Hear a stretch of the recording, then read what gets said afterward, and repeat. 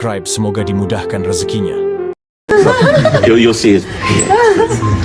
Ashhadu Ashhadu an la an la ilaha ilaha illa illallah Allah wa wa ashhadu ashhadu anna anna Muhammad Muhammad Rasulullah. Rasulullah. And with that, sister, you are now our sister in Islam. You are now a Muslim. Congratulations. Oh my man. MashaAllah.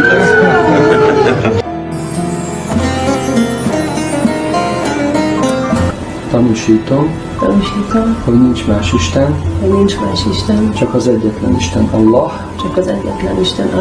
és tanúsítom, hogy Muhammed Allah küldötte. Allah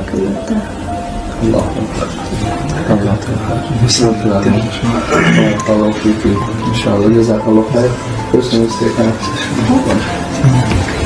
Hát gratulálunk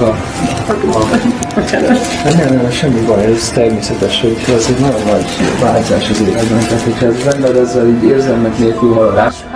Allah ilaha illallah wahdahu la syarikalah wa ashhadu anna Muhammadan abduhu wa rasuluh. Ini wa Muhammadu wa Muslimin spider-こと証言する。 Masyaallah. Honki desu ka? 本気です。 Alhamdulillah.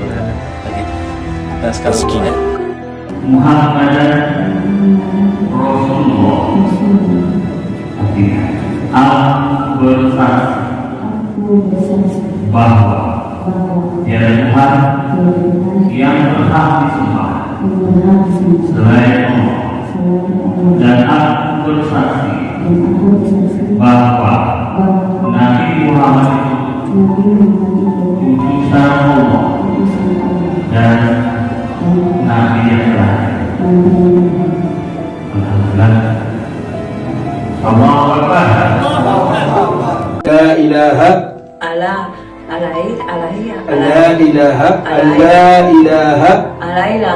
illallahu wa ashhadu anna Muhammadan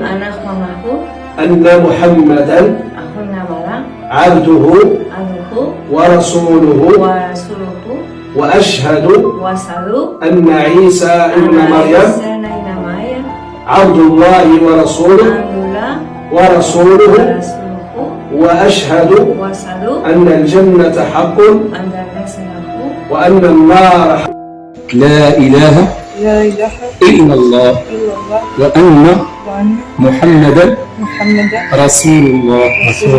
Ashhadu an la ilaha an la ilaha illallah wa anna Muhammadan Rasulullah. Bienvenido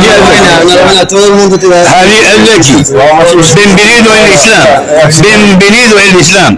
مرحبا بك معنا.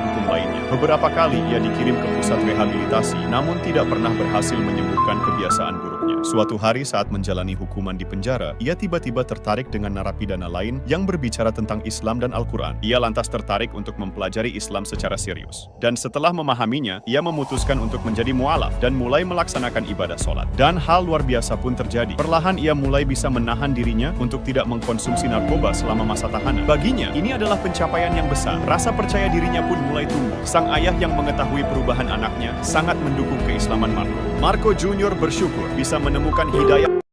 Perempuan lanjut usia ini bernama Maria. Ia berasal dari Essex, Britania Raya. Dari kecil ia seorang yatim piatu dan tidak mempunyai keturunan. Ia merasa sangat kesepian. Ia telah lama mendengar Islam dari tetangganya. Pada suatu sore ia berjalan dan berhenti di depan masjid. Hatinya tentram ketika melihat orang sholat. Lalu ia memberanikan diri untuk mendekat ke masjid. Lalu seorang muslimah mendekatinya. Maria pun bertanya apakah boleh wanita tua sepertiku masuk ke dalam sana tanpa memakai kerudung.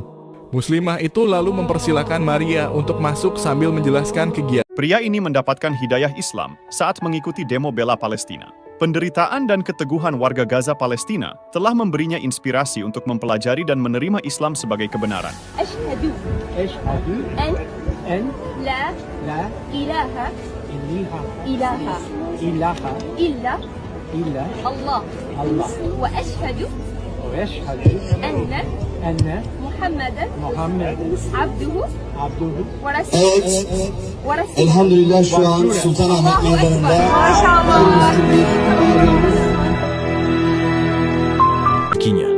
Ini adalah kisah mu'alaf John LBF. Ia lahir di Semarang pada tahun 1985 dan dibesarkan di sekitar lingkungan Pondok Raden Patah, wilayah religius antara Semarang dan Demak. Meskipun terlahir sebagai non-muslim, John dikelilingi oleh tradisi dan nilai-nilai Islam sejak kecil. Pada tahun 2007, John pindah ke Jakarta untuk memulai babak baru dalam hidupnya.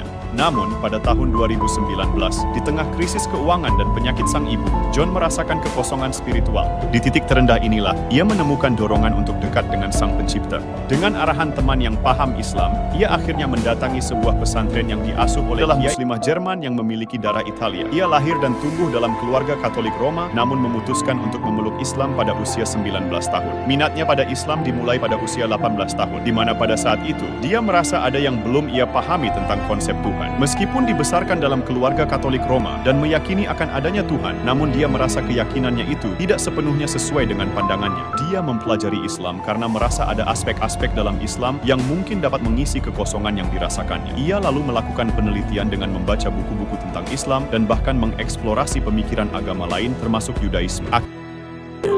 Говорю на арабском по слогам. Вы повторяете. Бисмилlah.